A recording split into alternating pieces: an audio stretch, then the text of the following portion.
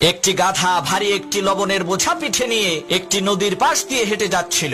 বোঝাটি এতটাই ভারী ছিল যে তার খুবই কষ্ট হচ্ছিল। হঠাৎ তার পানি পিপাসা লাগলো। নদীর পাড়ে দাঁড়িয়ে পানি খেতে গিয়ে পা পিছলে নদীতে পড়ে গেল, যার কারণে তার পিঠে থাকা বোঝাইকৃত সেই লবণগুলো নদীর পানিতে মিশে বোঝাটি হালকা হয়ে গেল।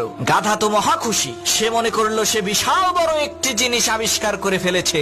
সে ভেবেছিল নদীর পানিতে নামলেই মনে হয় বোঝা হালকা হয়ে যায়। পরের দিন সেই গাধাটি বড় একটি তুলার বোঝা পিঠে নিয়ে ক্লান্ত হয়ে গেল। পথিমধ্যে একটি নদী দেখে সে খুবই খুশি হলো। হোঁচট খাওয়ার ভান করে সে নদীর পানিতে বসে পড়ল। এতে করে সেই গাধার পিঠে থাকা তুলার বোঝাটি নদীর পানিতে ভিজে আরো ভারী হয়ে গেল, যার কারণে সেই গাধাটি আর উঠে দাঁড়াতে পারল না।